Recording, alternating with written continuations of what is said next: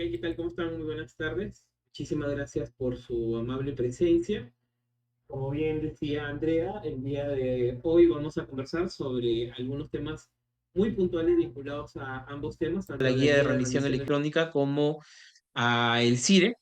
Básicamente no es para necesariamente ver en detalle los alcances, pero seguro sí para comentar de aquellos retos que hay en su implementación y sobre todo en relación a aquello que ustedes deberían cuidar para que esta implementación genere la menor contingencia posible, ¿no? Eh, En realidad son varios tópicos desde donde se puede abordar este tema, así que vamos a ir por aquello que es lo más urgente, ¿no? Por eso justo un poco la idea es hablar de las reglas que están vigentes durante el 2025, pensando también en las que eventualmente se han proyectado para el próximo 2026, ¿no?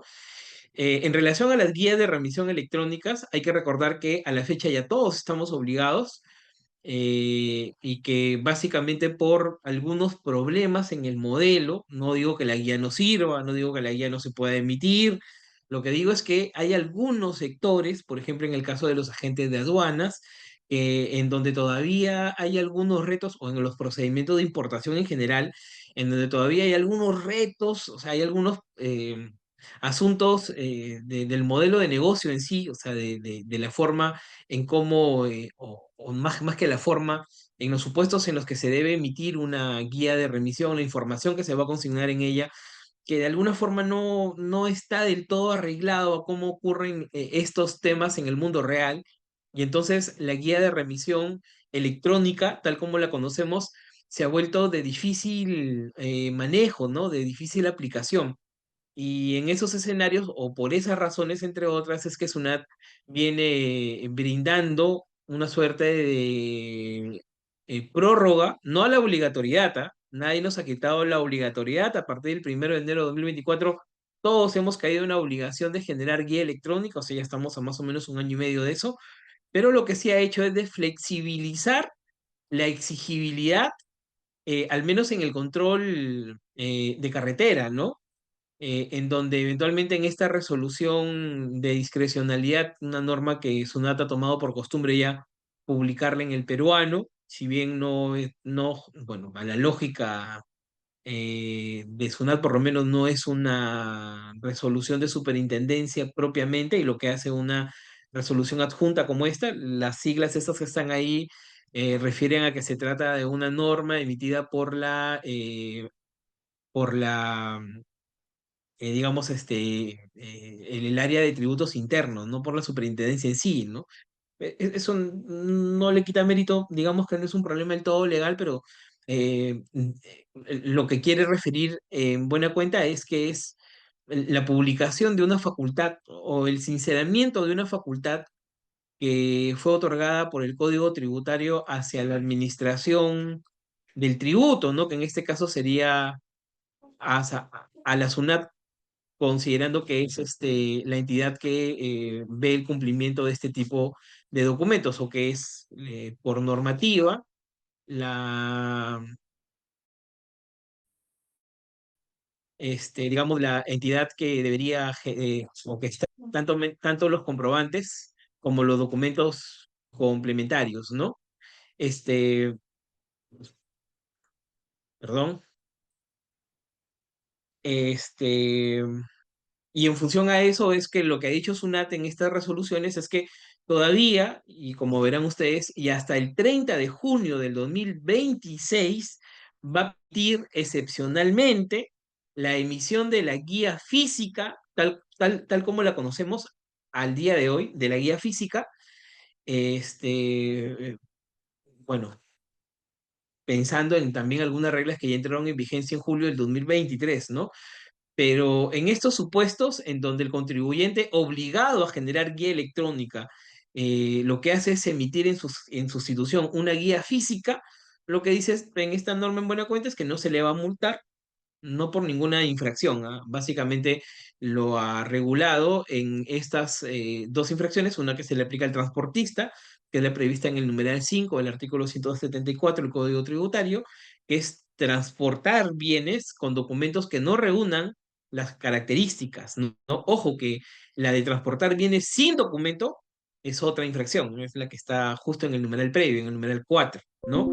Y de esa nadie te libra. O sea, una cosa es estar obligado a llevar una guía electrónica o haber generado una guía electrónica para sustentar el traslado y no hacerlo con guía electrónica, sino con una guía física. Y Sunac ha dicho, bueno, hasta el 30 de junio eso está bien, lo voy a convalidar, ¿no?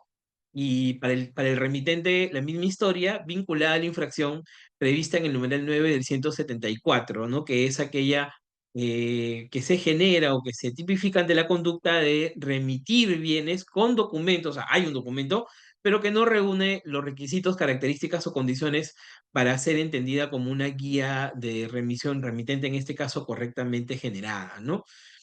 Otra vez, la infracción por remitir bienes sin la guía, esa es otra historia, es la del numeral 8 del 174 y de esa nadie te salva. Aquí lo único que están diciendo es, mira, tú estabas en la obligación de llevar una guía electrónica, perfecto.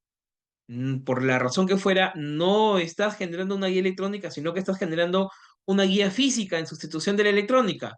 Abro paréntesis, esto no es contingencia, ¿ah? La contingencia tiene otras condiciones, tiene otras características. Esta es utilizar la guía como la conocemos el día de hoy. Esa guía que tenías o que emitías incluso antes del inicio de la obligatoriedad a guía electrónica, esa guía, ¿ah? Que puede servirte hasta el 30 de junio. ¿De acuerdo?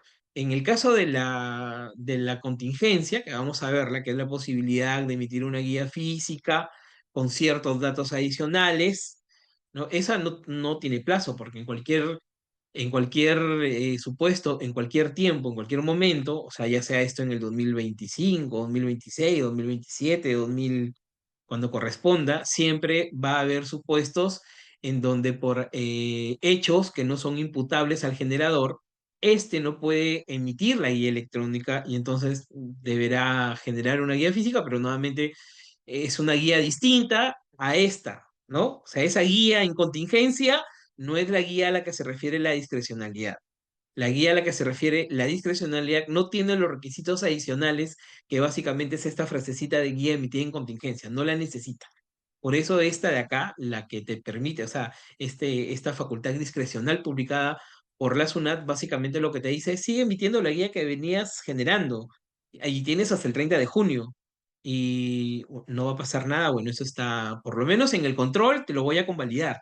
Lo digo porque una cosa que es necesario poner sobre la mesa es recordar que de acuerdo pues a las últimas actuaciones que SUNAT está realizando en función a la verificación de las obligaciones formales, porque incluso antes esto estaba básicamente reducido a las fiscalizaciones parciales sobre obligaciones no reales, vinculadas usualmente al IGB. Ahora ya no, ahora incluso, ahora mismo, muchos de ustedes, si se dedican a esta materia, a tributos internos, deben conocer o deben estar atendiendo alguna esquela de citación en donde te han puesto un anexo en donde te dicen, oye, de estos proveedores, a ver, tráeme todo. ¿Y qué es todo? Básicamente SUNAT tiene tres niveles de análisis, ¿no? Una en donde te pide una serie de documentación para que demuestre la vinculación con el proveedor, ¿no? Otro ITES en donde te pide una serie de documentación para mirar la trazabilidad del producto y ahí entra la guía, ¿no? Y se ha vuelto un elemento, una condición tan fuerte que cuando determinada operación no está sustentada con la guía que le correspondería, o eventualmente sí tiene una guía, pero esta está mal emitida, SUNAT no obra bajo el supuesto de que ahí hay pues una omisión administrativa, hay un incumplimiento de una obligación formal. No, el resultado de no tener la guía o tenerla mal emitida en la lógica SUNAT, en la lógica esta de verificación que está haciendo ahora sobre las operaciones, es que se trata de una operación de favor, ¿no? Que el hecho de que no tenga guía o que teniéndola, esta no tenga los requisitos y las características señaladas por norma, eso da cuenta de que se trata de una operación simulada, ¿no? De una factura comprada o sin sustento al menos y que por tanto tendrían que desconocerte el efecto tributario. Ah, de la contratación del servicio. No, no, no, estamos hablando del producto que trasladaste, que en muchos casos es el costo, ¿no? Sobre todo en comercializadoras, es, digamos, el corazón de su operación. porque si tú te dedicas a comprar para vender, el traslado de esos bienes que compras, si es desconocido, obviamente pues están impactando de manera directa en tu estructura de costos y probablemente sea, en esa estructura sea la parte más importante del costo. Lo que quiere decir que probablemente pues, un reparo de este tipo vinculado a operaciones no reales no haga más que señalar tu extinción en el mercado, ¿no? El tema de la guía de remisión y esta nueva estrategia de control, lo que nos dice, la estrategia de control que se implementa a través de la guía electrónica, lo que nos dice es que en realidad mucho de los temas vinculados a la verificación o el cumplimiento de obligaciones en la lógica SUNAT, pensando en el futuro, va a estar centrada en esta guía. De manera que se ha vuelto una cuestión de vida o muerte para las empresas, digamos, generar correctamente esa guía. Este documento es que antes solo servía para, digamos, sustentar el traslado. Ahora no. Ahora se ha vuelto probablemente en la principal herramienta de control de la SUNAT. Y no solo para tributos internos, también para temas aduaneros e incluso para insumos químicos, que básicamente son la totalidad de líneas de negocio que tiene SUNAT a la fecha, ¿no? Entonces, esto no es un tema menor.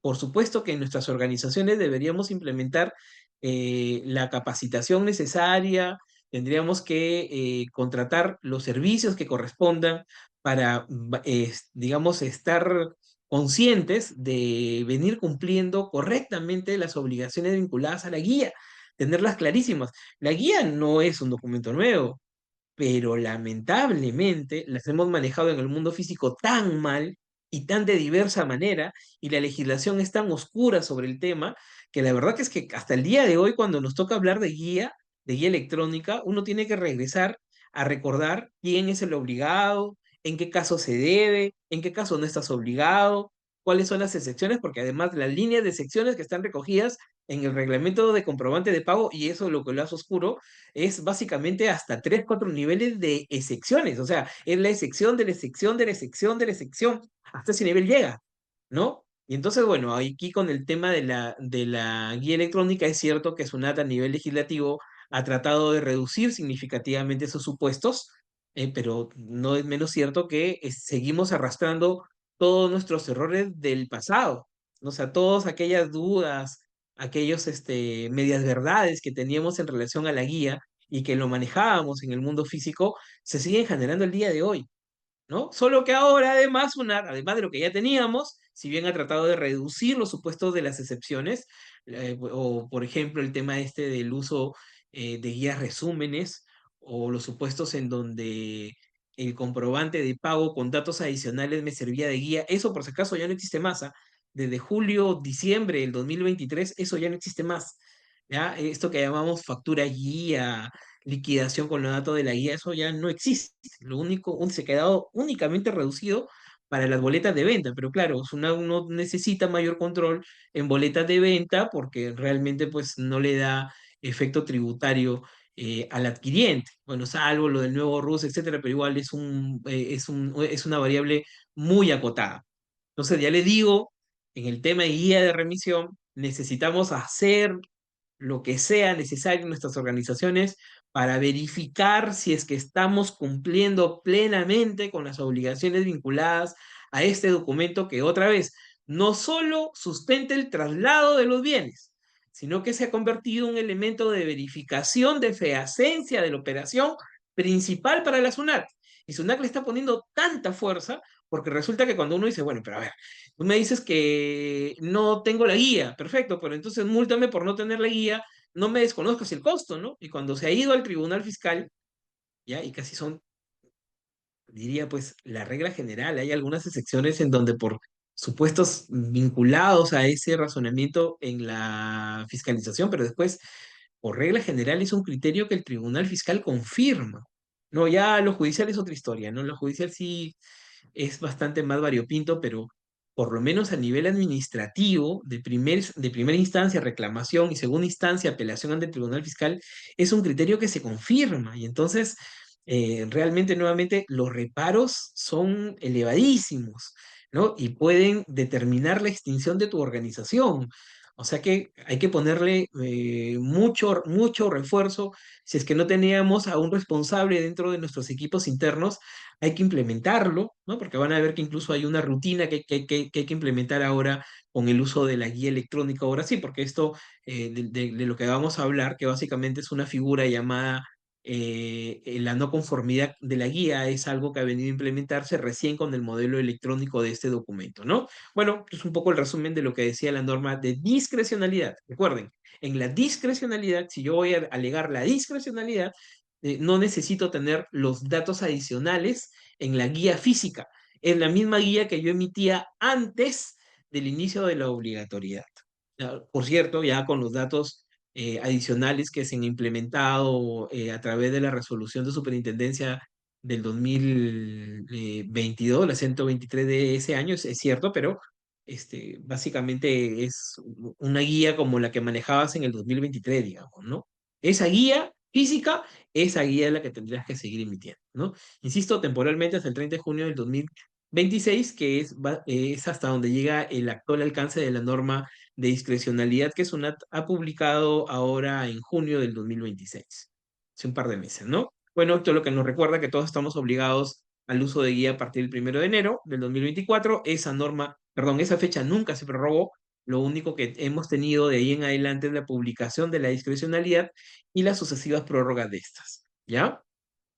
Muy bien, solo para recordar, y ahí viene uno de los temas más chocantes, ¿no? Y a mí me gustaría meterme el modelo de guía en general, pero yo creo que esta partecita de recordar quién está obligado a la guía y cuándo se debe utilizar una guía u otra es elemental, porque además el mundo electrónico, o sea, a partir del modelo de guía electrónica, se ha dado una suerte de salvavidas para poder solventar algunas situaciones en particular, ¿ya?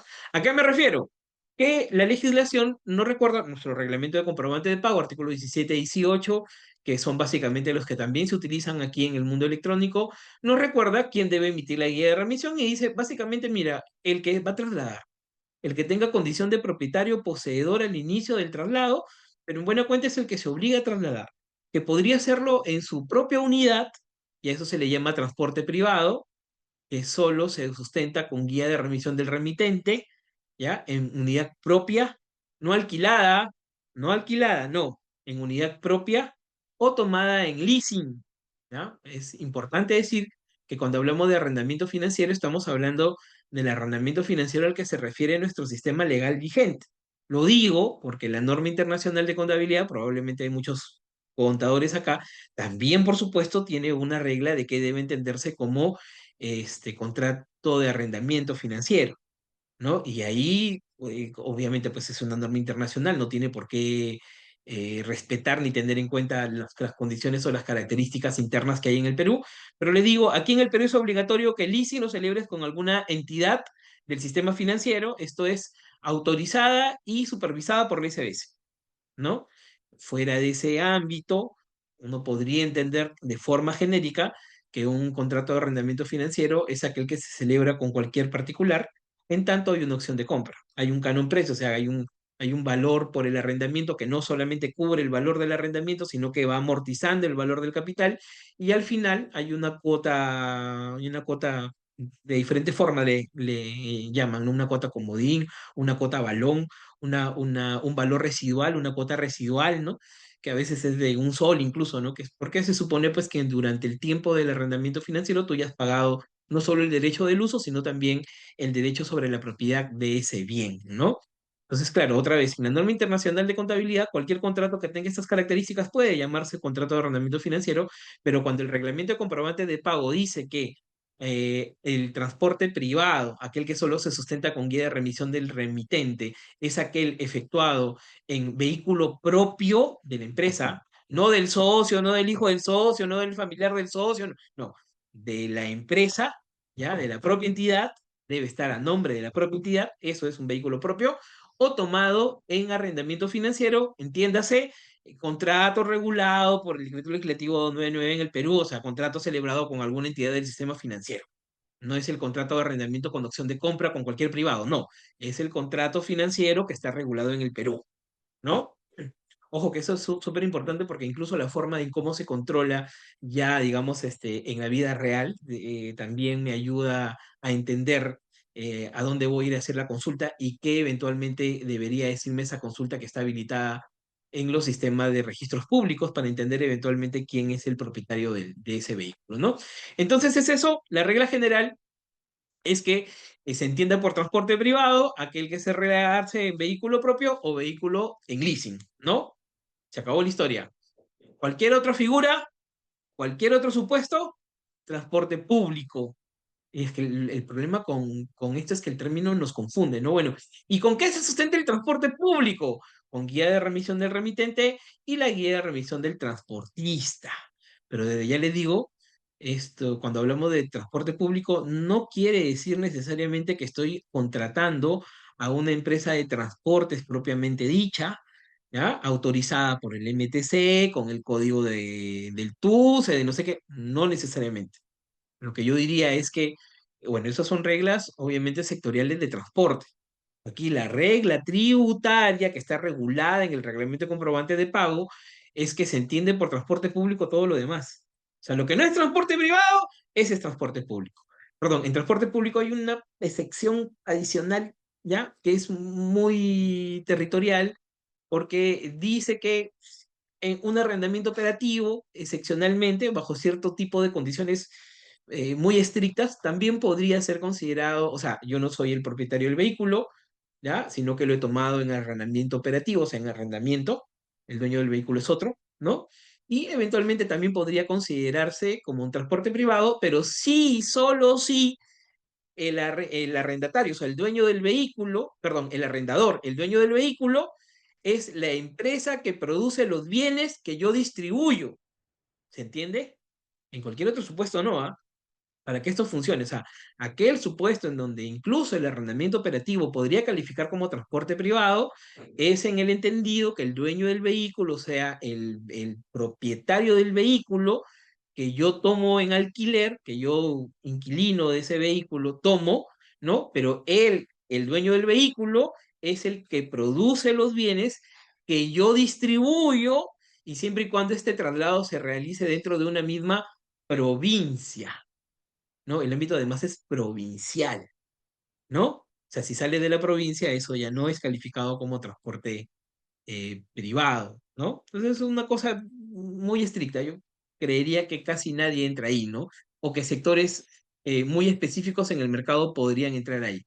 Se me ocurre contarles, por ejemplo, que tengo un cliente que se encarga de producir helados, la sede acá está en Lima, esta empresa es la dueña casi de la totalidad de unidades de frigoríficos, ¿no? Para conservar cadena de frío, y termina alquilándose a sus diferentes distribuidores que hay en el resto del país, ¿no? Por ejemplo, ahí podría darse esa figura, porque el dueño del vehículo es el productor de los helados, que se los alquila a sus distribuidores, pero a su vez el distribuidor podría considerar ese bien alquilado como transporte privado solamente cuando el traslado se realiza dentro de su provincia.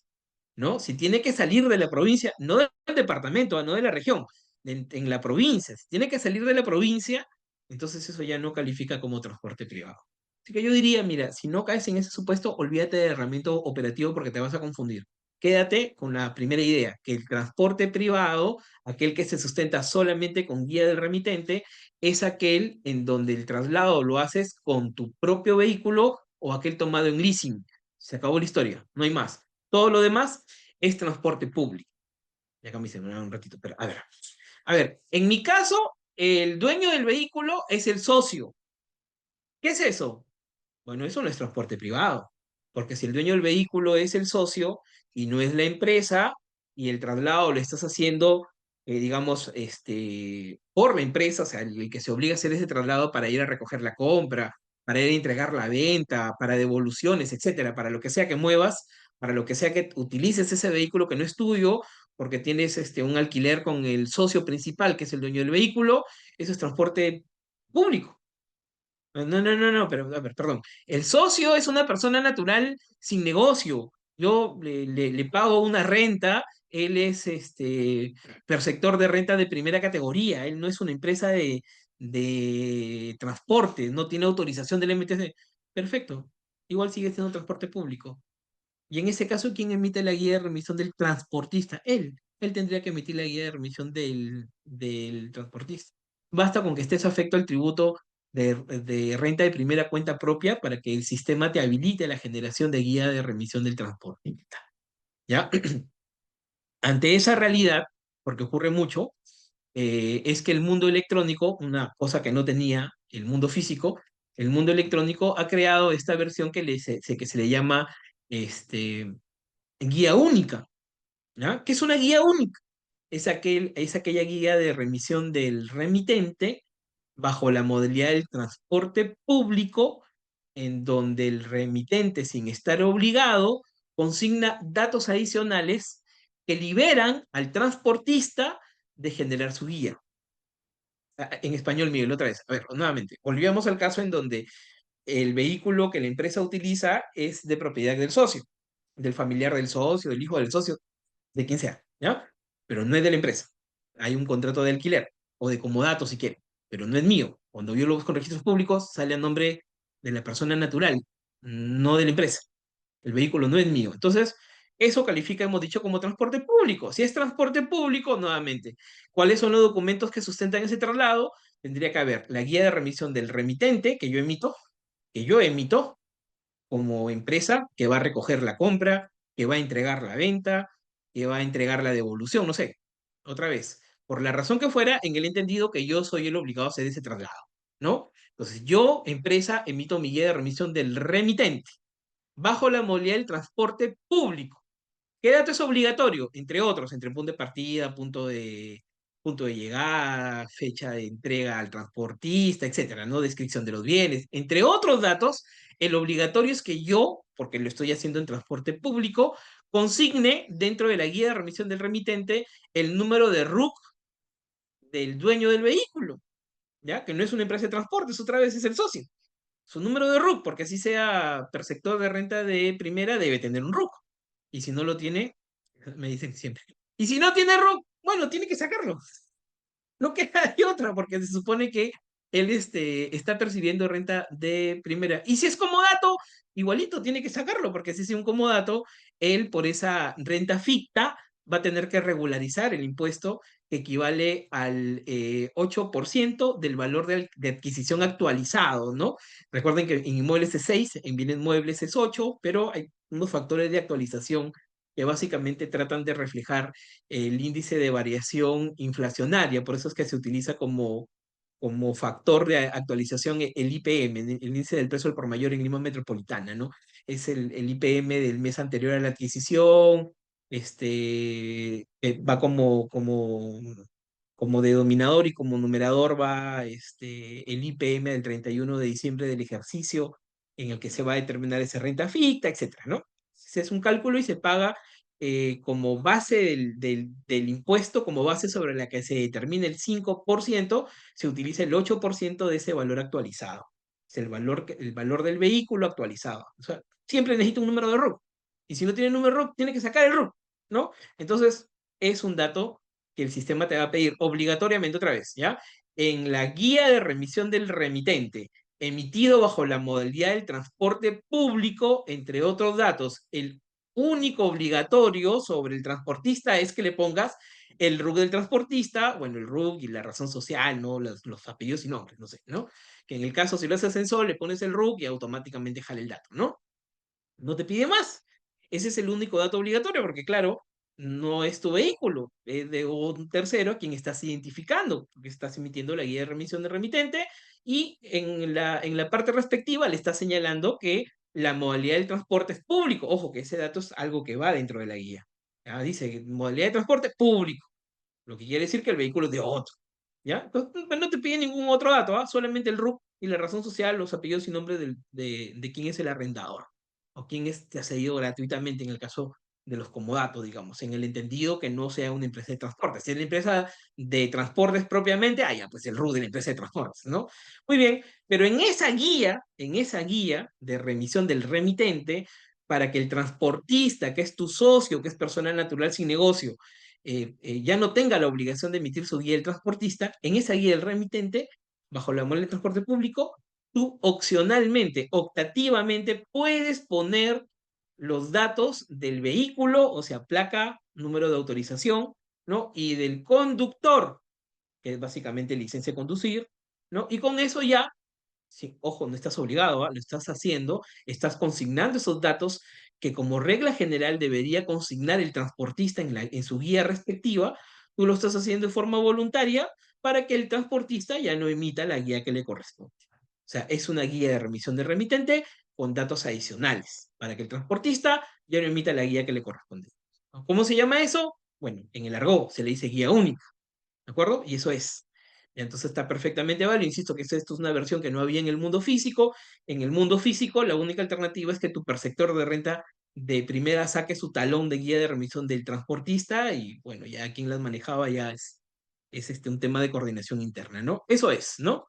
En el nuevo modelo de control, que básicamente es lo último que debo decirles sobre nuestro tema, lo que básicamente tenemos es este documento, que ya les decía, sirve para lo mismo que servía en el mundo electrónico, en el mundo físico, perdón. Es un documento que sujeta traslado, eh, con todas las variables que SUNAC le ha puesto post pandemia, porque básicamente esta lógica de, o sea, intervenciones o fiscalizaciones parciales por operaciones no reales vinculadas al IGB, siempre ha habido, ¿no? O bueno, desde que la legislación existe, ¿no? Mayor, menor presión, pero siempre hubo. Lo que ha ocurrido después de la pandemia es que esto ha incrementado significativamente.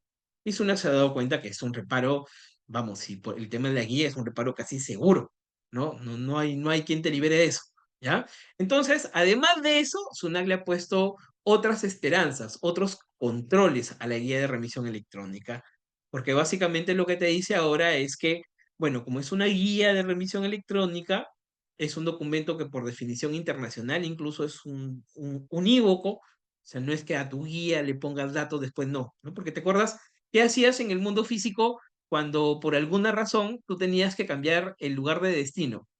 Ahí nomás, ¿no? Te lo ponías ahí a mano, ¿no? Un nuevo tramo, ¿no? Y si eran muchos tramos, ahí en donde entraste. Si no entraba, lo ponías atrás. Si se te acababa atrás, le pegabas una hoja y seguías poniendo los tramos, ¿no?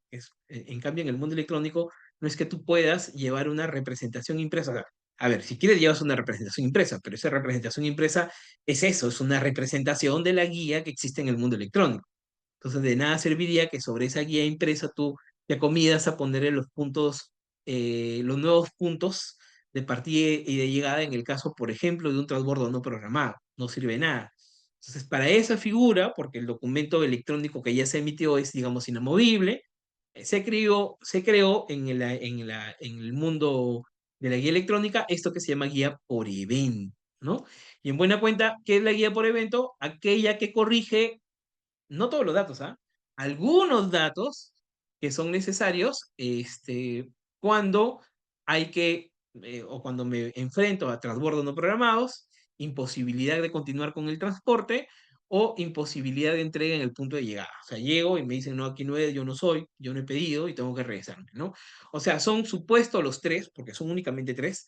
Otra vez, transbordo no programado, imposibilidad de continuar con el traslado o imposibilidad de entrega en el punto de arribo que se generan de manera posterior al inicio del traslado, los tres, ¿no? Entonces, eh, básicamente es eso, son las razones por las que se puede emitir una guía por evento, por hechos posteriores al inicio del traslado y solo para complementar la información necesaria en estos tres supuestos, ¿no? Por ejemplo, en el caso del transbordo no programado, sí pues te piden cuál es el nuevo punto de partida, pero no una dirección, te piden una ubicación por distrito, o sea, basta que le digas en el distrito en el que está, desde aquí voy a partir nuevamente, ¿no? Y eventualmente los cambios de los datos del conductor y los datos del vehículo también, ¿no?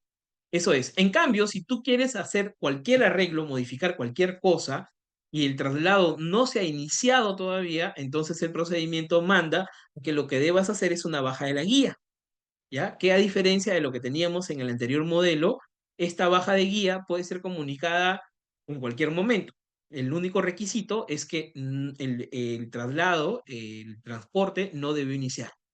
Y aquí sí, por supuesto, puedes cambiar tú lo que sea, porque lo que estás haciendo es darle de baja la guía que habías emitido y emitir otra en sustitución. Te sale un mensaje amenazador. Cuando tú le vas a dar baja la guía, el sistema te dice, oye, puedo fiscalizarte para ver si es que lo que estás haciendo está arreglado a la legislación vigente, te dicen, ¿no? Como diciendo, oye, cuidado con abusar de esta figura porque, ¿no? Esto eventualmente puede ser en materia de control, ¿de acuerdo? Y les decía, una de las figuras súper, perdón, una cosa que no les he dicho hasta acá, es que estos procedimientos, el de la guía por evento, el de la baja de la guía y del que vamos a hablar ahora, que es la no conformidad, son procedimientos que únicamente pueden realizarse en SUNAT operaciones en línea. Puedes tener un sistema propio, ¿ya? El de Bitlis, por ejemplo, ¿no? Para generar tu guía electrónica, y está bien. Lo que va a hacer Bitlis es no validarlo como OCE, ¿ya? Porque no hay OCE en este documento, pero sí va a utilizar su plataforma de generación de documentos para enviárselo a la SUNAT. Es lo que llamamos desde el sistema del contribuyente, ¿no? Igual es un sistema propio, ¿no? Sistema privado, solo que el que te valida el documento es SUNAT, ¿ya? Pero eso es para la generación de la guía. Para la baja de la guía, para emitir la guía por evento o para la no conformidad, son procedimientos que solo se pueden hacer desde SUNAT operaciones en línea. ¿Y qué es la no conformidad? Dice la norma, bueno, si ocurren cualquiera de los dos siguientes supuestos, el contribuyente dentro de los 7 días calendarios del mes siguiente tiene la obligación de entrar al módulo que SUNAT ha confeccionado para este efecto y decir que no está de acuerdo con el traslado, ¿no? Que puede ser una no conformidad parcial y decir, bueno, sí es un traslado que yo he pedido, o sea, sí soy el destinatario, pero no estoy de acuerdo con las características, no estoy de acuerdo con la cantidad, no estoy de acuerdo con la descripción, no estoy de acuerdo con los datos de la guía, porque ahí dice que el transportista es uno y aquí el que me llegó a entregar las cosas es otro, ¿no? Etcétera, ¿no? O sea, es cualquier dato que no desconoce el traslado. Así te dices, oye, sí soy el destinatario, pero no estoy de acuerdo con tal información del documento que me ha llegado, ¿no? Y y la no conformidad total, que también el sistema le llama un nombre bien interesante, se llama el repudio. En realidad, más allá de lo que significa esto en el castellano normal. En el mundo informático, repudio es el desconocimiento de un documento electrónico. Será de ahí que lo han sacado, ¿no? Era más fácil llamarle perdón, no conformidad total y parcial, pero una dice datos no conformes con la realidad, que es la parcial, y la otra dice repudio, rechazo, que se refiere a la no conformidad total como está regulado en la resolución de superintendencia, ¿no? Y bueno, les decía, independientemente de toda esta regulación, lo que debe quedar claro es que siempre, en cualquier supuesto, siempre y cuando se traten de hechos no imputables al emisor, cuando no se pueda emitir la guía de remisión electrónica, se puede generar una guía en contingencia, que básicamente es esta guía física con estos datos adicionales. O sea que dentro del recuadrito, ya, vaya la palabra emisor electrónico obligado y que fuera del recuadrito vaya la leyenda de guía de remisión del remitente o guía de remisión del transportista emitida en contingencia, ¿ya? Lo que es importante además es recordar que si tú tienes, o sea, a ver, en el peor, en el más lejano de los supuestos, todos estamos obligados del 1 de enero de 2024, si no es que antes, ¿de acuerdo? Vamos a suponer que todos los presentes estemos obligados del 1 de enero de 2024. Entonces, yo ya tenía guías de remisión autorizadas antes de esa fecha. ¿Sirven? La norma dice sí, siempre y cuando puedas poner estos dos datitos en las guías que ya tienes de forma mecanizada, sirven. Pero ojo, lo que hay que recordar además que es que el reglamento de comprobante de pago, numeral 5, el artículo 12, te dice de que tú no puedes, y no solo sobre la contingencia, sino en general, tú no puedes sobre un documento emitido a la luz del reglamento de comprobantes tajar información, tacharla, sobreponerla, sobreescribirla. O sea, quiero decir, si dentro del recuadrito que es aquí en la derecha, ¿no? El sellito que le vas a poner se sobrepone a la información que ya hay en ese recuadro. Y ojo, que la norma dice expresamente que esta frase de emisor electrónico obligado dice tiene que ir en la parte superior del recuadro, que no sé qué. O sea, no lo puedes poner a un ladito, no lo puedes poner abajo, no tiene que ir arriba. Y si no hay espacio arriba, porque bueno, aquí no se ve, pero ahí debería ir primero el RUC, ¿no? Primero el RUC, luego el número de documento, que en este caso guía remisión remitente, luego la serie y el número correlativo. O sea, el sellito que debes poner con la frase emisor electrónico obligado no puede sobreponerse, no puede sobreescribirse a la información que ya está ahí, porque si no, invalidas el documento.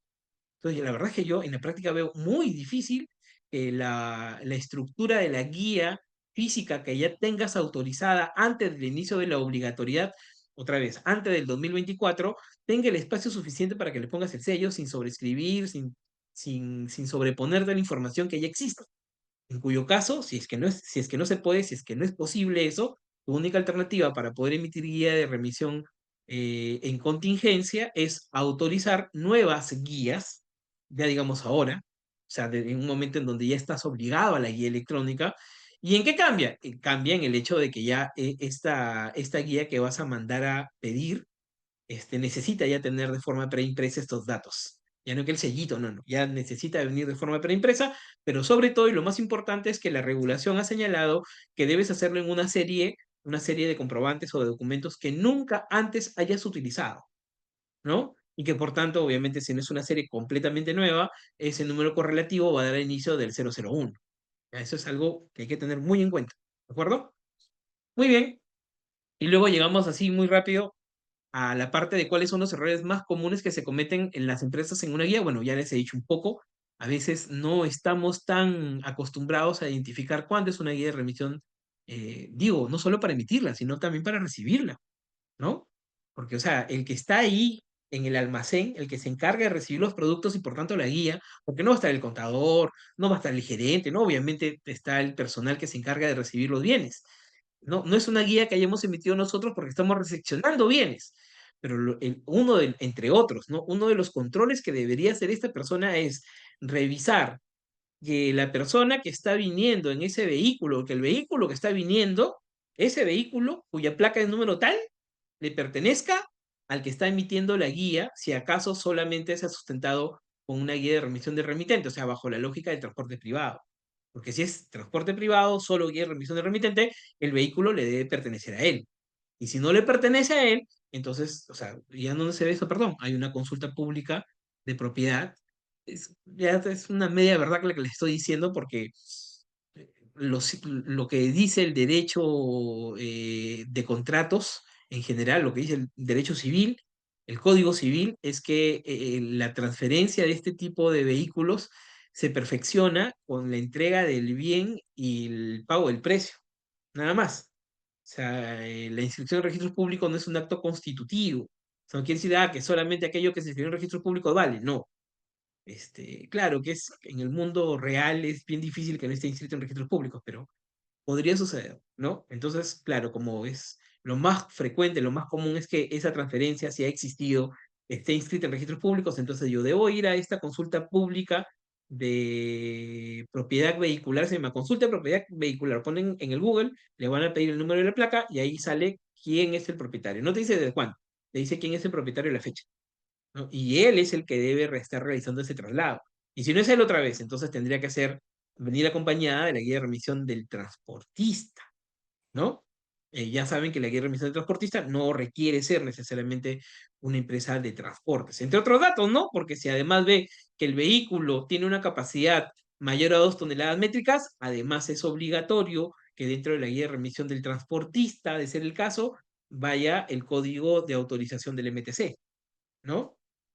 Etcétera, ¿no? Entonces, este tipo de datos tienen que ser controlados por el encargado de nuestro almacén o quien haga las veces dentro de nuestra empresa, el que tenga contacto directo con el documento. Porque si le voy a decir, no, él no sabe, él está dedicado a otras cosas, su negocio es ese. No, no es ese, no, eso lo revisamos ya cuando llega la contabilidad después de un mes. Olvídate, pues eso ahí ya el margen de acción es bien pequeñito, ¿no? En cambio, si es algo que adviertes en el momento mismo de la recepción, en ese mismo momento puedes hacer las coordinaciones necesarias para subsanar lo que necesites y mañana más tarde, cuando venga una revisión de la SUNAT, no tengas este problema, ¿no? Decirte, oye, no, acá falta, ¿no? O está mal, porque aquí dice que es transporte privado, por si acaso, en todas las fiscalizaciones por operaciones no reales vinculadas al IGB e incluso en las actuales cartas inductivas por las que nos están pidiendo presencialmente asistir a los locales de la SUNAT, claro, es como decir, o sea, yo creo que un poco la lógica es, oye, ven, aquí mi cara dime que no. Un poco es eso, ¿no? Y citan al representante legal o a un tercero autorizado con carta de poder. O sea, un poco lo que trata de decirles, a ver, si es una factura de favor, a ver, ven acá, ¿no? Ven aquí, Estoy de local a mi instalación y dime aquí en mi cara que no es una factura que has comprado. Entonces, claro, por eso es que muchos no van, o sea, lo citan y dicen, no, no, ya me descubrieron, ¿no? Rehagamos todo, ¿no? Rectifiquemos, paguemos la diferencia cuando corresponda, cuando se deba hacer, ¿no? Pero si no, entonces hay que ir a sustentar esto. Y si vamos a sustentar, y ahí nos vamos a dar cuenta que esto no está bien emitido porque era una guía de remisión bajo la modalidad del transporte privado, pero no tengo la guía de remisión del transportista, perdón, y era transporte público, perdón, porque el dueño del vehículo no es el remitente, ¿no? Y ya qué voy a hacer, en este momento ya no tengo otra alternativa. Lo más probable es que me recomienden en esa acción de control o en la fiscalización sea un reparo seguro. Me digan, no sabes que esto no está bien, ¿no? Porque nuevamente su razonamiento no es que hay un problema en la guía, se ha cometido una omisión en la guía, hay una falta administrativa. No, te dicen, la operación es no real. No el traslado, otra vez, la compra es no real, el costo es no real. Porque si fuera real, dice Sunat, entonces la guía estuviera bien emitida, pues. Como no está bien emitida o no tienes guía, entonces te das cuenta pues que esto no fue real, que es una factura que te has comprado por ahí, ¿no? Eso es, por eso es tan importante. Yo creo que uno de los, si hay que citar errores comunes, lo que yo diría es que no le estamos dando el valor todavía que corresponde a la guía, porque no nos ha tocado, ¿ya? Pero van a ver que después de una verificación, una fiscalización por operaciones no reales, lamentablemente con sangre, todos vamos a ser conscientes de la importancia que tiene o el papel, por lo menos que SUNAC está dándole a la guía de remisión dentro del sustento de las operaciones. Así que es muy importante tomar en cuenta ahora que el encargado, el que tiene el primer contacto con este documento, deba estar suficientemente capacitado para poder identificar esos errores típicos, para que mañana eso no se conviertan en una contingencia o un reparo producto de una acción de control de la SUNAT, ¿ya? ¿Qué pasa si el transportista no aporta guía de remisión durante el traslado? Bueno, las sanciones que le corresponden al transportista son básicamente el internamiento del vehículo o la aplicación de una sanción, ¿no? Básicamente aquí lo que dice el Código Tributario es que hasta a partir de la tercera intervención en donde no te encuentran guía del transportista, ya la sanción es el internamiento del vehículo, ¿de acuerdo? Internamiento, o sea, internamiento temporal, no es que es una se quede con tu vehículo, sino que te lo inmoviliza eventualmente hasta 10 días hábiles, ¿no? También se aplica gradualidad ahí, ¿no? Dependiendo de la cantidad de oportunidades en las que has caído en esta infracción, ¿no? Hay de todo, ahí a veces te dejan seguir y te dicen ya, como es imperecible, sigue, entrega los bienes y tú solito ven y intérnate, ¿no? En el local tal y tienes un plazo de, no sé, 2, 3, 5 días para que te internes, ¿no? Bueno, eso es, estamos hablando de si no hay transportista, porque si no hay ni transportista ni remitente, entonces la consecuencia es doble, no solamente te expones bueno, no hay transportista ni remitente cuando se trata de transporte público, queda claro, ¿no? Pero si es transporte privado, solo necesita la del remitente. Solo que aquí preguntan por el transportista, pues, ¿no? Pero sí, a ver, otra vez. Se trata de transporte público y no hay ni guía del transportista ni guía del remitente, ahí no solamente es el internamiento del vehículo o la sanción, dependiendo, sino que además es el comiso de los bienes. Eventualmente los bienes también pueden ser recuperados, ¿no? Si se cambia por una multa y esa multa equivale al 15% del valor bruto de los bienes. 15% que también es graduado, ¿no? Que 5 la primera vez, 10 la segunda vez y de la tercera vez en adelante ya el 15% del valor bruto, que también es un valor significativo como sanción, digamos, ¿no? Bueno, y eso es. Y las sanciones, le decía, más allá de la multa o eventualmente más allá del comiso de los bienes, el principal problema al que nos vemos expuestos es el desconocimiento de la operación, lo que implica desconocimiento del costo o del gasto, ¿no? El costo obviamente usualmente nos va a doler más, ¿no? Bien, eso es lo que necesitaba comentarles sobre guía. Y ahora sí, comentar en los minutos que nos quedan cuáles son aquellas condiciones que tenemos sobre el CIDE. El CIDE, que como idea es muy bonita, está muy bien. A ver, esto es una condición evolutiva, creo yo, ¿no? Eh, cuando la regulación sobre el control del IGB, porque recuerden que este registro de compras y registro de ventas son registros auxiliares del IGB, ¿no? O sea, estos no son libros de contabilidad. Lo digo igual porque a veces la práctica nos ha llevado a olvidarnos de esto que es lo elemental, ¿no? Es un registro auxiliar que solo tiene como lógica el control del débito y el crédito fiscal. ¿no? Pero claro, pensando en que la ley del IGB se hizo en los 90, que el reglamento de comprobante de pago se hizo en los 90, que las normas sobre libros y registros, la más moderna es del 2006, ¿no? Estamos hablando de normas que eventualmente pues están un poco de espaldas al desarrollo de las tecnologías de la información, en donde la gestión de datos se maneja de manera bastante distinta.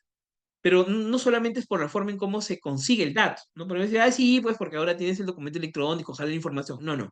Justamente por eso, si ya tienes el documento electrónico, ¿ya para qué le sigues pidiendo al contribuyente que genere un resumen? Porque ¿qué es el registro de compras o de ventas sino un resumen de la totalidad de comprobantes? ¿No? Si se dan cuenta, las tres grandes obligaciones que hay vinculadas al IGB es emitir tu comprobante, ¿no? Que claro, en los 90 yo no conocía tu comprobante, yo te autorizaba un talón de 100, de 1000, y eran como cheques en blanco que tú veías por qué monto y cuándo los ibas a generar o a emitir, ¿no? Pero administración tributaria, de esos 1000 que te había dado, realmente no sabía cuántos habías utilizado, claro. Luego tenía tus declaraciones juradas, pero esa es una declaración jurada, yo no lo había verificado.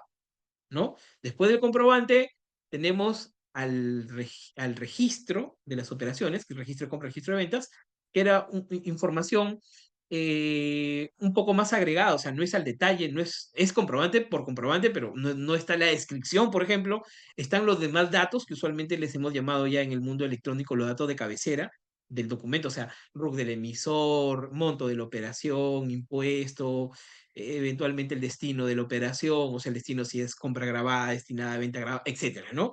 Eso es lo que va en tu registro. Insisto, es como que una información bastante más agregada que la que encuentras en el comprobante de pago. El comprobante de pago ya la operación en detalle, ¿no? Comprobante de pago, registro, y después tienes una información más agregada todavía, ¿no? Que es la declaración. Y ahí sí ya ni siquiera, es un monto nomás, ¿no? Compras tanto. Compras destinadas a ventas grabadas tanto. Compras destinadas tanto. Ventas grabadas tanto, ¿no? Porque se supone que cada una iba en ese orden, claro, en los 90. Pero ahora ya no, pues, si ya tienes el comprobante electrónico, tu administración tributaria, ya tienes el hecho económico en tu mano, porque no es que el comprobante de pago lo conozcas a fin de mes, no. Comprobante de pago lo conoces casi casi en línea. Máximo en el día calendario siguiente a la generación del hecho económico, ¿no? El hecho con incidencia tributaria, que es en la teoría de Harach el hecho imponible, ¿no? El hecho con contenido tributario, con relevancia tributaria, que es lo que quiere conocer SUNAT. O sea, ya lo tienes al día siguiente. ¿Ya para qué quieres declaración? ¿Para qué quieres un resumen de la declaración que es tu registro? Ya no tiene sentido. Por eso que incluso el año pasado, recordarán ustedes que se publicó un decreto legislativo en donde decía, claro, la parte que nos asustaba, que ya no íbamos a tener 12 meses, que ahora solamente era un mes, claro, pero para entender incluso esa legislación que ya sí se publicó, pero no tiene fecha de cuándo se entra en vigencia, por si acaso, y siendo 2026, octubre, prácticamente, año preelectoral, casi al término del año preelectoral, considerando cómo están las cosas, ¿no? Ustedes saben ya que originó una marcha hace un fin de semana, algo que antes sí, que era improbable que una sola marcha lo pueda generar, pero quiero decir, el sistema, el Estado, bueno, no el Estado, sino la administración pública vigente está en un momento de que no quiere pelearse con nadie, ¿no?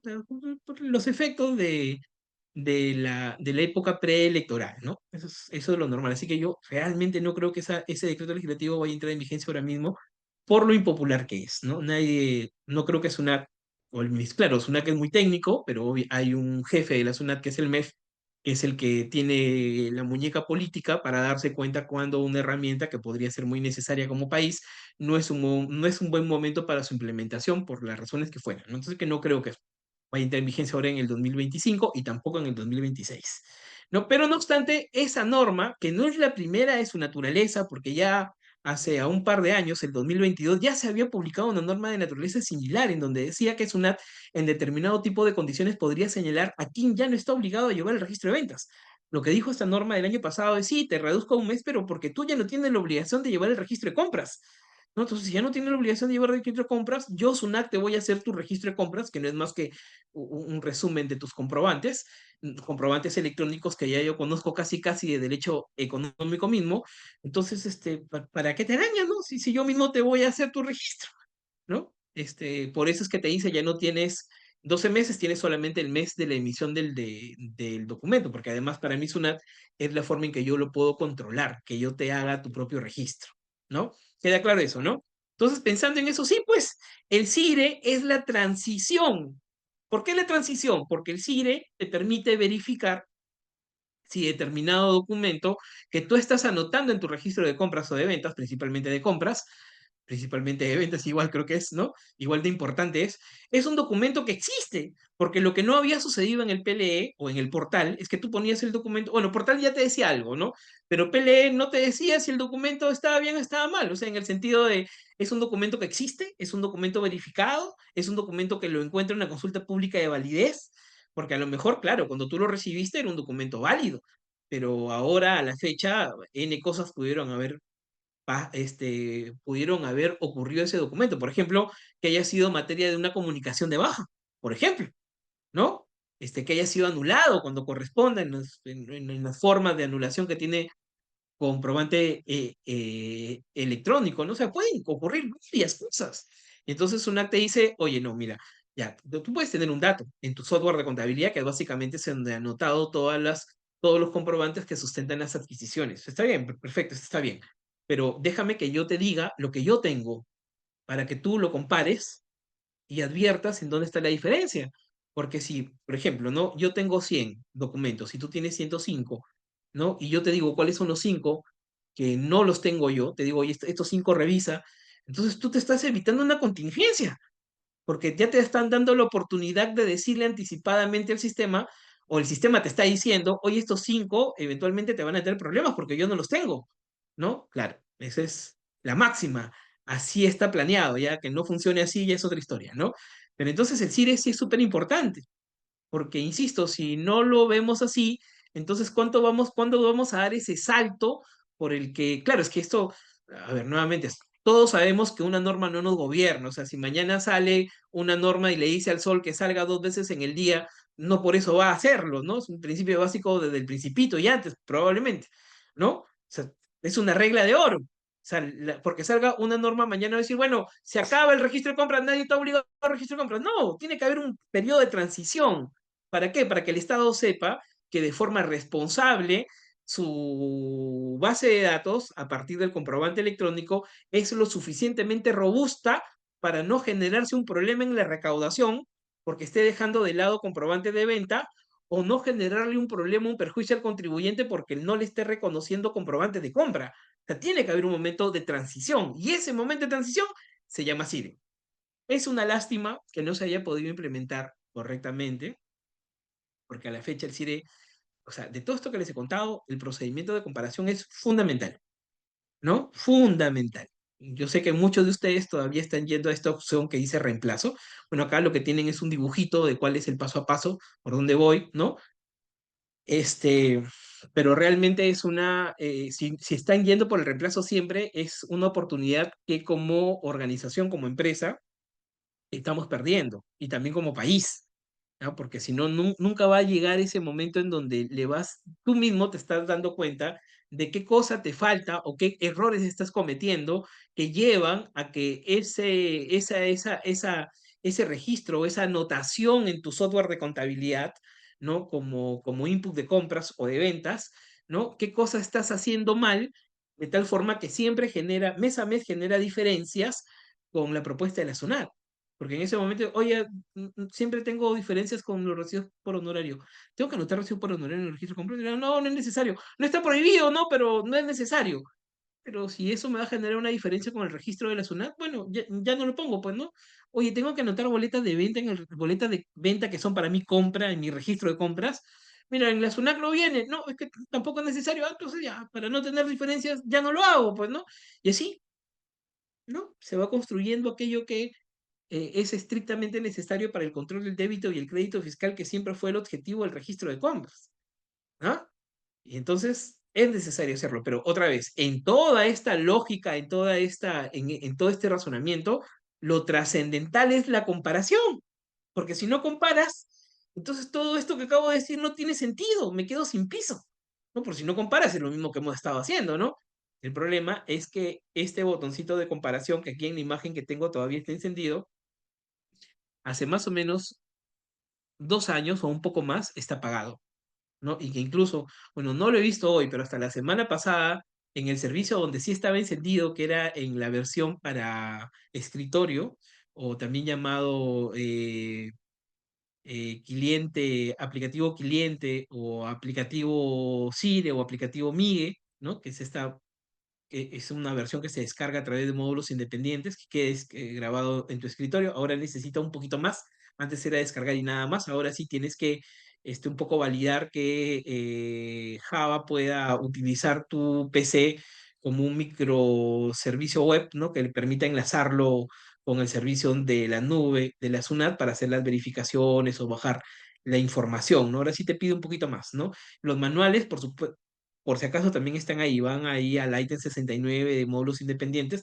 Digo módulos independientes porque creo que todos conocemos más o menos esta página a la que usualmente entrábamos cuando había que descargar las versiones o las actualizaciones de los PDTs, en la época de los PDTs. Bueno, ahí todavía se siguen colgando, digamos, las últimas versiones de muchas aplicaciones y ahí van a encontrar la última versión de este aplicativo Migue y ahí también van a encontrar un archivito que es el manual y en las primeras páginas del manual está el paso a paso para que acredites que los puertos están necesarios, están abiertos de tal forma que a través del Java se pueda utilizar tu PC como un conector con el servicio de nube de la SUNAT y puedas obtener esta información, ¿no?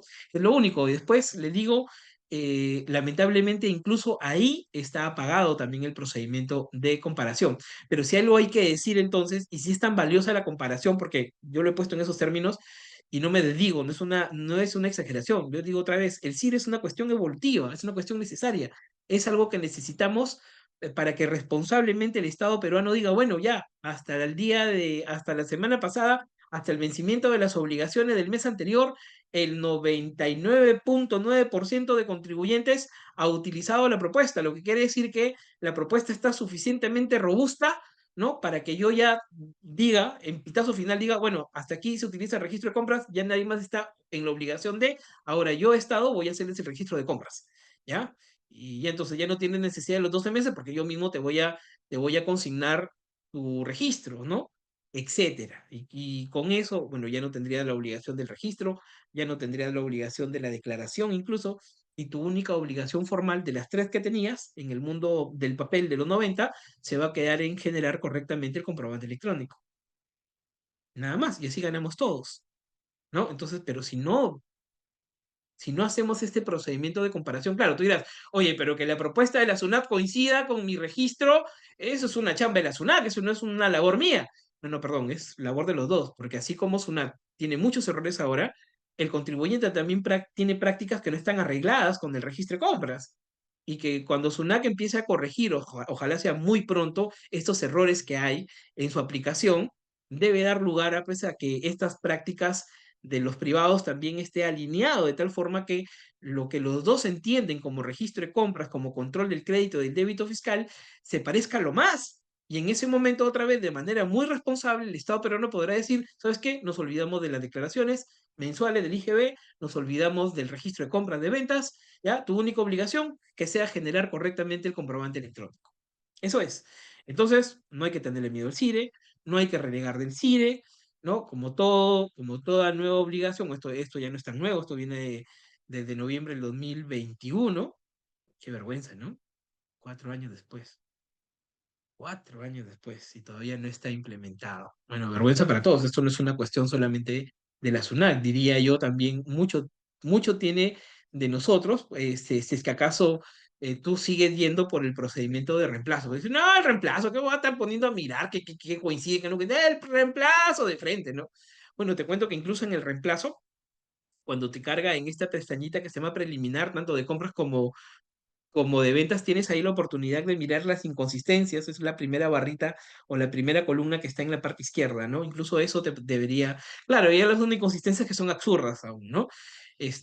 Pero sí, una inconsistencia que debe llamar poderosamente la atención es aquellos documentos que dicen, oye, no están en la propuesta.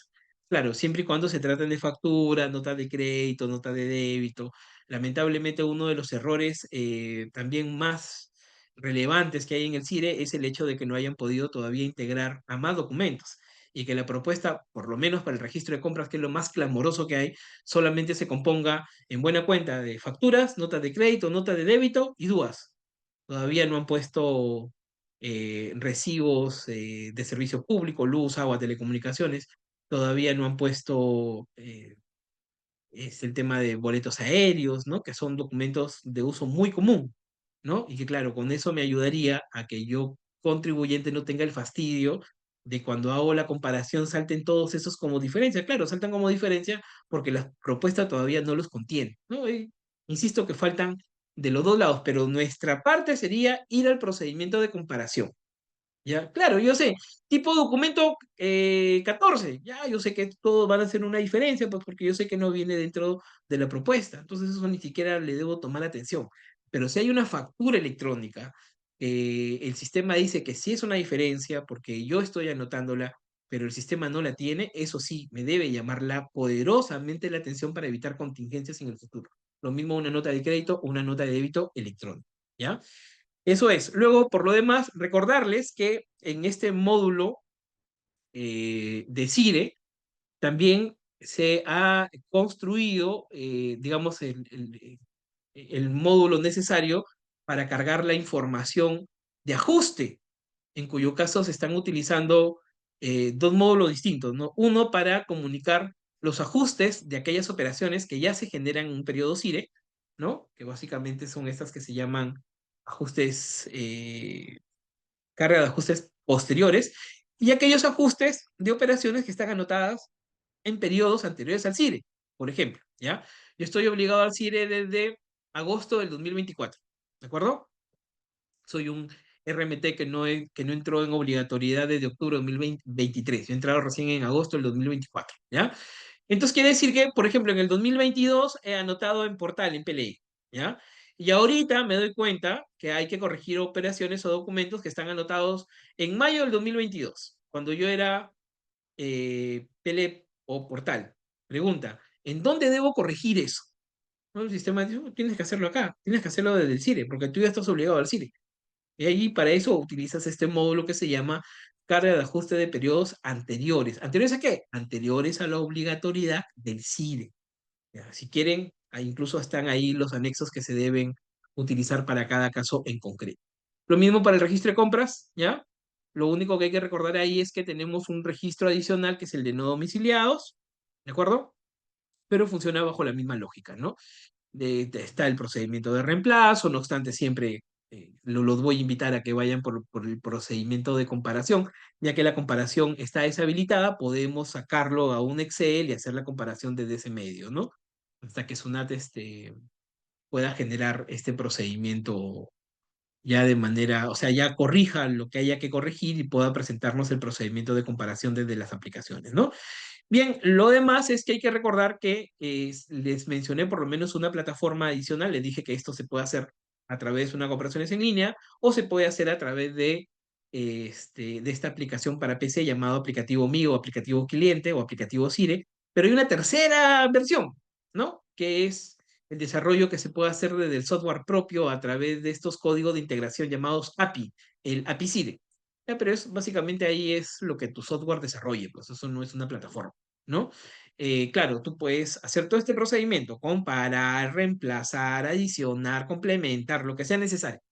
Pero el único lugar donde finalmente vas a encontrar los dos registros ya cargados, ¿no? Listos para generar el registro y con eso cumplir tu obligación, es únicamente en Sunat Operaciones en Línea, ¿ya? Tú puedes utilizar el módulo este del aplicativo cliente, esta versión para PC, puedes tener tu desarrollo propio en software, ¿ya? Pero lo que hagas ahí solamente va a preparar el registro para que luego necesariamente vayas a Sunat Operaciones en Línea y en el último clic final selecciones ambos, porque recuerden que desde PLE estos registros de compras y ventas se tienen que hacer a la vez y le des clic final a generar registro.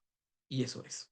Bueno, principales problemas ya conversábamos, que el servicio de comparación está lamentablemente deshabilitado, pero tanto en compras como en ventas, pero ya les decía que esto puede ser sustituido con cualquier versión que ustedes tengan en el mercado. Hay un montón de versiones que ya en el mercado que ofrecen esta comparación en módulos integrables a tu software de contabilidad o tu ERP, y si no, del desarrollo propio que hagas a través del API, ¿no?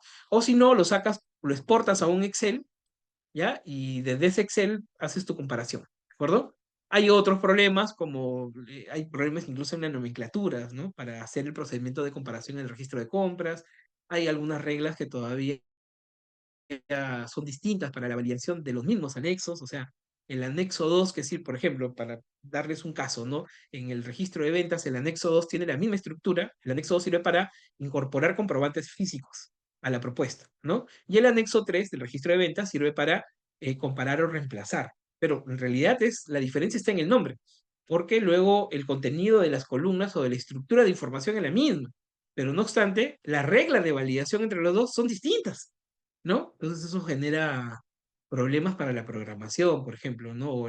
Tú tienes ya, no sé, pues incluso has invertido un poquito, aunque sea, has comprado una macros y a lo mejor la macro sirve para uno y no para el otro, porque claro, las reglas de validación deberían ser las mismas, pero no, resulta que funcionan de diferente forma, incluso para el mismo registro. Entonces, son cosas que retrasan, generan problemas en la carga de la información y obviamente pues en la incomodidad en los contribuyentes, que son finalmente los que tienen que tomarse las horas adicionales para poder cumplir con esta nueva obligación, ¿no? Que no es un tema menor, porque debo contarles, entre otras cosas, que en realidad el mundo cuando te evalúa para ver qué tan eficiente es tu administración tributaria, eh, casi la totalidad de los ítems están vinculados a la cantidad de tiempo que el contribuyente se toma para la preparación, presentación y pago de las principales obligaciones, como podría ser el impuesto al consumo, en nuestro país IGB, en el mundo IVA, o el impuesto a las ganancias o a las rentas, ¿no? Claro, y ahí con la implementación del CIRE sí deberíamos pues haber perdido muchísimos puntos en competitividad, ¿no? Está generando demasiado malestar. Claro, el que tiene una operación que ya es común, que es como realmente vamos a caer todos, ¿no? Ya sabe cuáles son la deficiencia, la debilidad, ya sabe qué va a encontrar, qué no va a encontrar, y ya prácticamente se iba implementando, pero sobre los baches, sobre los errores, ¿no? Así no debería ser. Debería ser que este bonito modelo de negocio que se ha propuesto pueda tener implementadas todas sus funcionalidades para que los contribuyentes puedan explotar al máximo las herramientas que el Estado ha implementado, que no es otra cosa que los recursos de todos, ¿no? Eso que nos ha costado para que SUNAT implemente el CIRE, las consultorías, las horas hombre, lo que sea, ¿no? Es dinero nuestro, dinero de los contribuyentes, ¿no? Y en realidad sí, pues hay un problema ahí les decía, de competitividad, hay un problema de eficiencia en los recursos públicos para el desarrollo de aplicaciones que ayuden al cumplimiento voluntario de los contribuyentes, es como nos tiene que mirar todo el mundo, ¿no? Entonces sí, no es un tema menor, ¿no? Es un tema bastante significativo. Yo espero de todo corazón que esto se pueda corregir muy pronto, ¿no? Para el bien de todos, no solo de la SUNAT, sino de todos, ¿no? Bueno, eso es.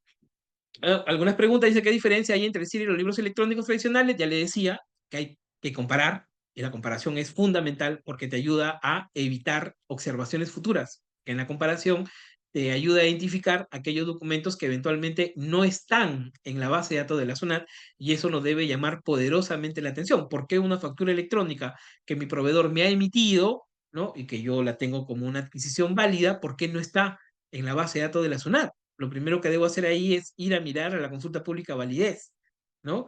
Y claro, en el mundo cielo color azul, debería ser que si ese documento no está en la consulta pública de validez, ahí se acabó todo. Yo debería decir a mi cliente, oye, este comprobante no sirve, por favor, dame uno que sí sirva, ¿no?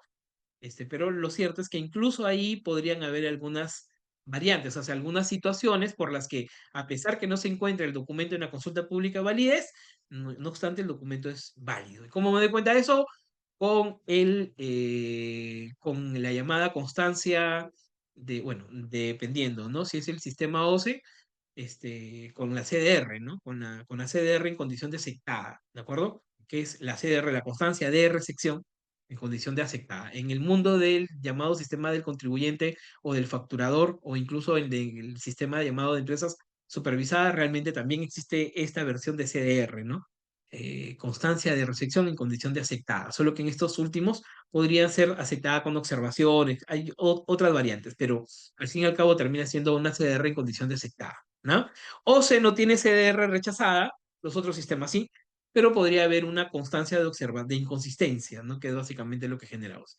Pero para hacerlo sencillo y simple, digamos que como regla general deberíamos tener la constancia de recepción otra vez ya. Miren lo importante de esto, ¿ah?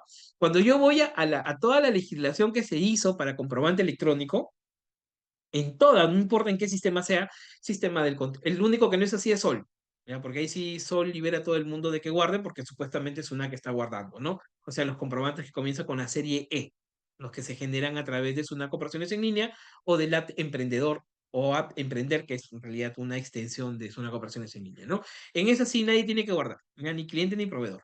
Pero en todos los otros sistemas, el del contribuyente, el facturador, empresas supervisadas, el del OCE, en todos los demás, dice que por lo menos el cliente tiene que guardar una versión de la factura electrónica.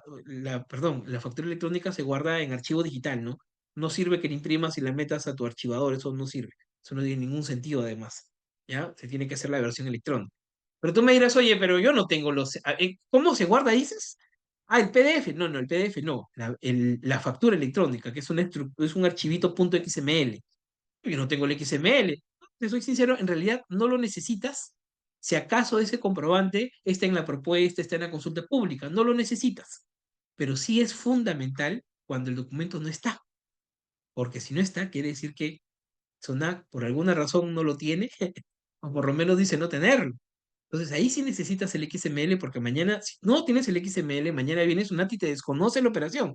Y no solo el XML del comprobante, también necesitas el XML de la constancia de recepción, ¿ya? Y eso tienes que tocar en la puerta de tu proveedor. Insisto, que en todos los casos no, únicamente en aquellos casos en donde el documento por alguna razón no aparece en la consulta pública de validez, porque si aparece, a ver, otra vez, la legislación dice que igual tienes que guardar el XML. Te digo, pero en el fondo no lo necesitas. Porque si Sunat ya lo tiene, no, no, pero y estos locos ya lo tienen, pero me lo piden. Bueno, facilito, le dices, oye, el artículo 48 del LPAG, tú no puedes pedirme aquello que ya tienes. Y queda claro que lo tienes porque voy a la consulta pública de validez y ahí está. Y la única razón para que tú tengas ese dato es porque tienes el XML, si no, ni que fueses brujo, mandrake, ¿no? Debes tener el XML. No tienes por qué pedirme algo que ya tienes, estás prohibido. El artículo 48 habla de prohibiciones de la administración pública respecto a la solicitud o pedido de información, aquella que ya tienes, ¿no? Entonces no puedes pedirme, pero si por alguna razón el comprobante no está en la consulta pública de validez, yo regreso con el proveedor, con el emisor del documento y le digo, oye, que este documento no está, y él me jura por su madrecita que sí es real, que sí existe, que está bien emitido, tiene que entregarme el CDR, porque si no, luego yo cómo me defiendo, yo que soy el receptor del documento, ¿no? Si viene Sunat mañana a hacer una acción de control y me dice, a ver, tu XML, ¿no? Yo tengo que defenderme, ya le digo, y no solo el XML del documento, también el XML de la constancia y recepción. Para esto los proveedores o los emisores me dicen, "Ay, a ver, dime a ver, la base legal en donde dice que yo como emisor estoy obligado a entregar el CDR a mi cliente. No, no hay una base legal, en efecto. La base legal dice que tienes que entregarle un ejemplar del XML del comprobante, no de la constancia de recepción. De ese documento que te emite el validador, que puede ser la Sonato del OCE, en donde te dice, sí, tu comprobante está bien emitido. Ya, no, sí, pues tienes toda la razón. No hay ninguna norma que diga que tú, emisor, tengas obligación de entregarle la CDR. Pero si no lo haces, ¿cómo se defiende el otro? ¿Cómo mañana le va a decir a la SUNAT que el documento sí es válido? Que porque tú le juraste. Obviamente no, ¿no? O sea, te puedes meter en un lío ahí de cartas notariales, ¿no? Etcétera, que podrías evitar tan simple como entregar el XML del comprobante y el XML de la constancia y recepción. Y con eso todos estamos curados en salud. Pero ya le digo, ¿ah? Es la única forma de que el cliente defienda después cuando SUNAC le diga, oye, este documento no existe porque yo no lo tengo. A mí no me ha llegado. Y si no me ha llegado, tiene que llegarme, perdón, ¿no? Tiene que llegarme ya sea porque yo lo debí validar en el sistema del contribuyente, en el facturador, o porque, o sea, habiendo sido validado por el OCE, o sea, el OCE fue el que lo aceptó, tiene la obligación el OCE de entregarle una copia, un ejemplar del XML a la SUNAT. O sea, SUNAT tiene que tener todos los XMLs, ¿no? Entonces, claro, yo diría, no, mira, que el tema con el OCE, acá está con la constancia de recepción, el OCE parece que no te lo ha entregado, ya es un lío entre ellos, ya Sunat se agarra de los pelos con el OCE y verán en dónde está el error. Porque claro, el OCE va a decir que sí lo mandó, solo que Sunat no lo recepcionó. Ya, lío de blancos, eso no es conmigo. Pero para esa defensa necesito mi CBR, yo como cliente. ¿Ah? Ojo con eso. Ya, entonces, esa es la diferencia fundamental, ¿no? Que el OCE, perdón, que el CIDE, al permitirte hacer la comparación, te evita estos problemas, estas contingencias futuras sobre comprobantes electrónicos que tú creías que existían, que están bien emitidos, y resulta que no, ¿no? ¿Qué beneficios aporta el CIDE en términos de auditoría y fiscalización? Ese, el hecho de que ya te anticipa, pero también el hecho de que se haya construido un dato que identifica a la operación, que le da nombre y apellido a la operación, que se llama código de anotación en el registro, llamado CAR.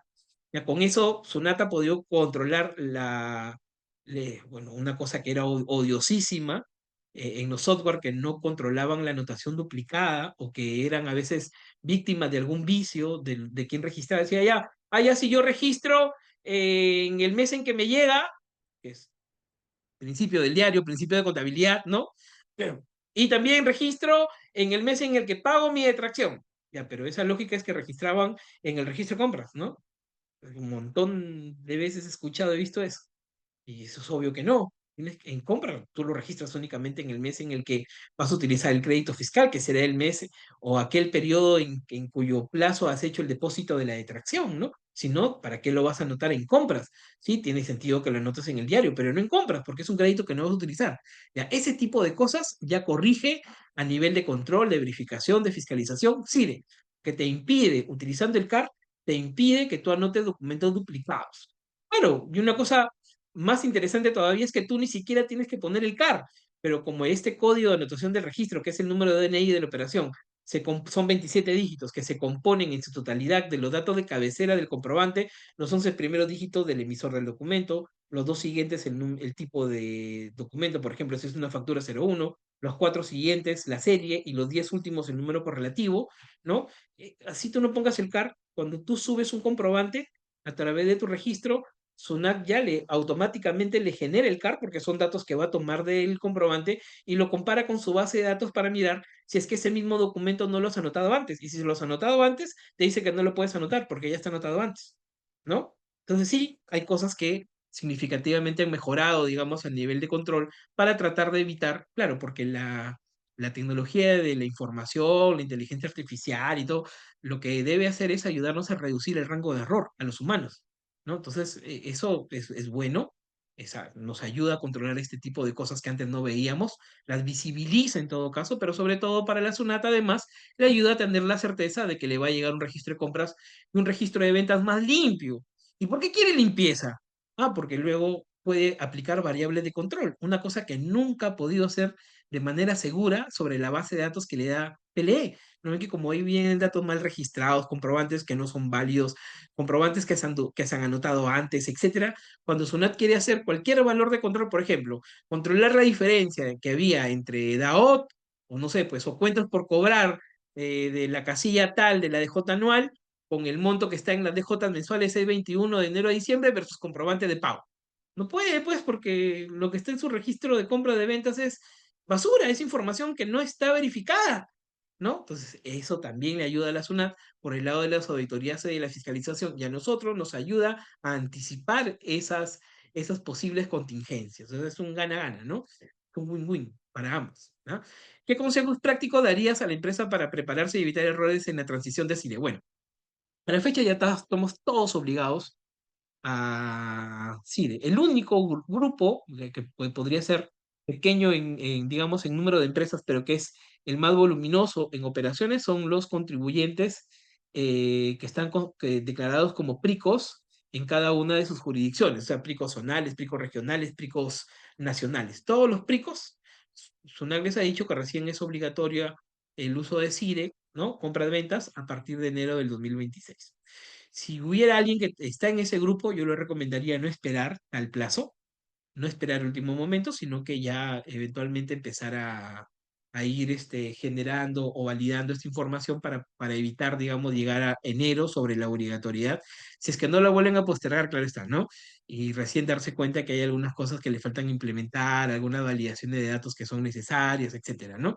Entonces, un poco es eso, tratar de adelantarse la obligatoriedad para ya ir haciendo las validaciones que correspondan y evitar contratiempos de último momento, ¿no? Bueno, eso es.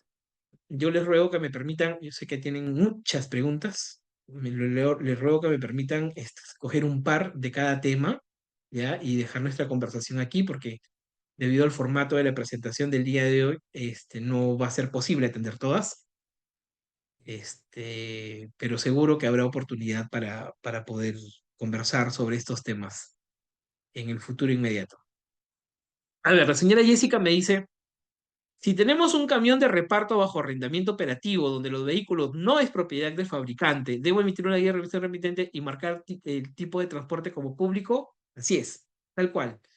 Pero en ese caso, dice la señora Jessica, ay, ya me perdí. Ya, pero en ese caso no debo emitir guía de remisión de transporte. Claro, es que, nuevamente, la regla general es que tengas guía de remisión del remitente más guía de remisión del transportista. ¿Ya? Yo era servidor público cuando me tocó, pues hace muchos años, atender esta consulta que venía de una de las principales adquirientes de leche, ¿no? En las zonas rurales. Bueno, obviamente están acá en Lima, pero todos sabemos que Arequipa, Cajamarca es donde se concentra la mayor productor de la mayor producción de lácteos, donde hay comunidades campesinas enteras que trabajan para estas empresas, ¿no? Entonces, así como con las minas, ellos por trato directo con las comunidades para que tengan algún beneficio adicional, porque a veces habrán escuchado ya la queja de los productores de leche, que como es un mercado monoxónico o por lo menos oligoxónico, termina siendo que el productor le da el precio, ¿no? Entonces, ya, para ganarme con algo, déjame que servicios adicionales, por ejemplo, el del traslado, claro, tú dirás, oye, pero que esas empresas no tienen sus unidades. Claro, la unidad que va digamos, del centro de acopio, o si no quiere, de la capital de la provincia hasta su zona de producción, ¿no? Hasta su fábrica. Pero lo que hay dentro de la comunidad, ¿no? Que es un área completamente rural, ahí no. Ellos obviamente alquilan y a veces lo que hace la comunidad es decirle, ya, yo te lo alquilo. Y como la comunidad no está formalizada, no está inscrita, lo que se hacía usualmente era que el vehículo era comprado a nombre del presidente de la comunidad o de algún autorizado, y él era el que le alquilaba el vehículo a esta empresa, a la empresa que compraba leche, ¿no? Entonces ellos decían, ya, estamos hablando de un pico nacional, claramente, ¿no? Decían, ya, y en esos casos, que vino, se sentó con la gente que en esa época cuidábamos el registro, el reglamento de comprobante de pago, y nos decía, y según su reglamento de comprobante de pago, ¿cómo debería yo operar en este caso? Les digo, bueno, claramente es un transporte público. Si es un transporte público, debe haber de forma obligatoria una guía de remisión del remitente y una guía de remisión del transportista, ¿no? Entonces este empresario decía, pero ¿cómo va a ser transportista si es el encargado de la comunidad, es una persona natural sin negocio? Es que esto no nos confundamos con la legislación que hay para transportes, ¿no? Eso son cosas distintas, ¿no? Decía, "Ah, perfecto, ya lo voy a cumplir, pero ¿y entonces qué? Cada que yo, a ver, yo voy a salir con el vehículo que él me ha alquilado a las 3 de la mañana rumbo a la zona de producción y que tengo que levantarlo a esa hora para que él me emita su guía de remisión. No, no, pues como es alquiler y tú tienes a disposición esa camioneta, él saque su guía de remisión del transportista, estamos hablando del mundo físico, ¿no? Y que te las entregue. Y como tú manejas esos datos, cuando salgas, ¿no? Tú emites tu guía de remisión del remitente porque es el que está trasladando, el que te va a recoger para la compra, en este caso, y además eres el que maneja el dato de a qué hora sale, quién es el chofer, los datos del vehículo. Entonces tú también ten a mano la guía del transportista y emítela. Miren, esa es respuesta casi, casi institucional, porque nos exigieron que la pongamos en un oficio, en una cosa. No está publicado claramente eso, pero te pinta de cuerpo entero cuál era la problemática, ¿no? Entonces, para eso, en el mundo electrónico, ya conociendo esos antecedentes, les hablo del año 2015 probablemente, es que se construyó esta idea de una guía única. O sea, que el modelo de guía electrónica siempre es, oye, aquí pone la sangre el que conoce el dato, el que puede morir por el dato que va a consignar. Por eso es que yo no le voy a pedir, por ejemplo, ¿no? Si es que es un transporte público, yo no le voy a pedir al remitente que me ponga la fecha de inicio del traslado, porque no es consciente de ese dato. Claro, él puede haber pactado en el contrato, no sé, en la orden de servicio, cuando daba inicio esa salida, pero es un dato referencial. A él no le consta. ¿Quién le consta ese dato? ¿A qué hora sale? ¿A qué hora se inicia el traslado? Ah, el transportista. Entonces, al remitente, en transporte público, al remitente le pedimos fecha de entrega de los bienes al transportista y al transportista le pedimos fecha de inicio del traslado. Cada quien responde por la información que a él le consta, para que nadie asuma nada. Eso fue el modelo. Entonces, pensando en eso, bueno, si es en este caso es un vehículo de alquiler, donde el arrendador es una persona natural sin negocio, en donde queda claro que es más el vehículo del socio, de alguien, ¿no? Alguien muy cercano a la empresa, y la empresa, a pesar que no es su vehículo, o sea, modalidad de transporte público, tiene todos los datos, entonces dejemos que esta persona, que el remitente, ponga los datos en su mismo documento para que ya no tenga la necesidad de generar una guía del transportista, porque es hasta impropio en este modelo, ¿no? O sea, para que no haya y solo en ese caso, ¿ah? Si me van a preguntar justamente por los errores, una de las cosas que yo he visto un montón es que es en un mundo de guía electrónica, es una modalidad de transporte público, ¿ya? Guía de remisión del remitente, ponen los datos adicionales a los que no están obligados, pero como está la opción, los ponen, vehículo, conductor, ¿no? Además del dato que sí es obligatorio, que es el RUC del transportista, pero el transportista es una empresa de transportes y obviamente pone sus datos porque incluso los transportistas utilizan su guía de transportista como una suerte de documento que da cuenta que el servicio sí se prestó, o sea, sí o sí la van a emitir porque a partir de eso determinan el cobro. ¿No? ¿Y qué resulta? Que los datos que están en la guía del remitente, esos datos que no habían necesidad de poner, pero que los pusieron, ¿no? Que son voluntarios, diferían, no sé, con el DAT, con el número del vehículo, con el dato del conductor, diferían con el que estaba en el transportista. Una contingencia innecesaria, ¿ya? O sea que solo utilicen esa versión de guía única, yo les digo, estoy pegándome la respuesta de la señora ética. Sí, la regla general es que sea guía de remisión de remitente más guía de remisión de transportista, esa es la regla general. Pero en este modelo del mundo electrónico existe la posibilidad, la opción, y solo a condición de que el transportista no emita su guía, de que la guía de remisión del remitente bajo la modalidad de transporte público, sin estar obligada, ponga los datos del conductor y del vehículo, y así, con una sola guía de remisión del remitente bajo modalidad de transporte público, se puede sustentar todo el traslado. Eso únicamente existe en el mundo electrónico, eso nunca se legisló para la guía física. Ya es una novedad de la guía electrónica, ¿ya? Eso es, ya no está contratando un servicio de transporte con un tercero, sino con el conductor, que es allá es otra historia esta, ¿no? Dice, pero en este caso no debe emitir una guía de remisión de transporte, ya que no se está contratando un servicio de transporte con un tercero, sino con el conductor.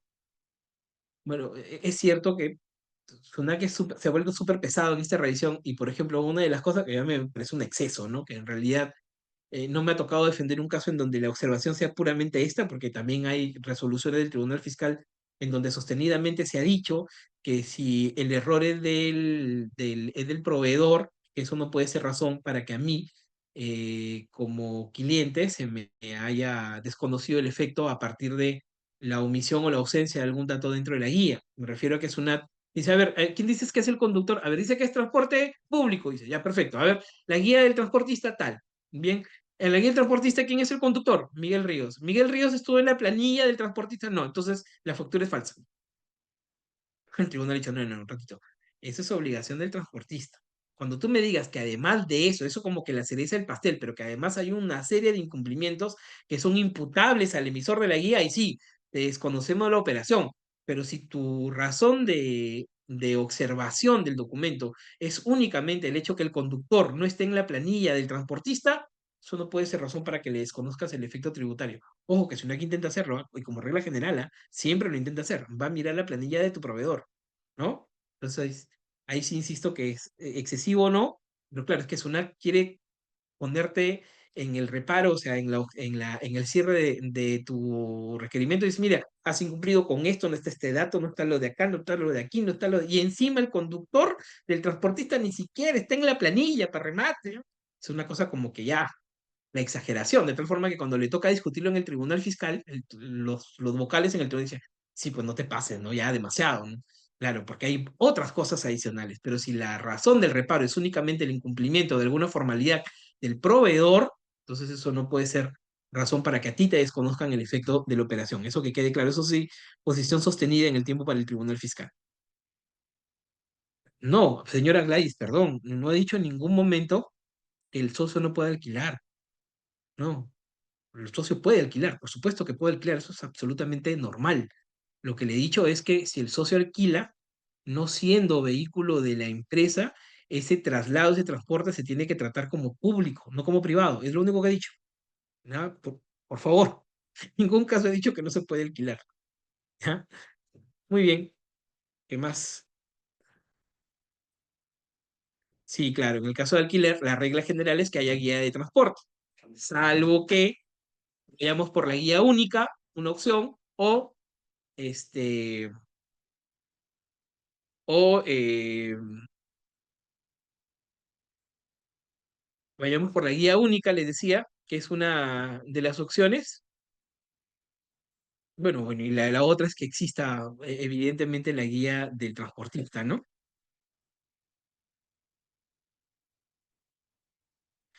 Bueno, a ver, un par de preguntas sobre Cire, que eso debe estar al final.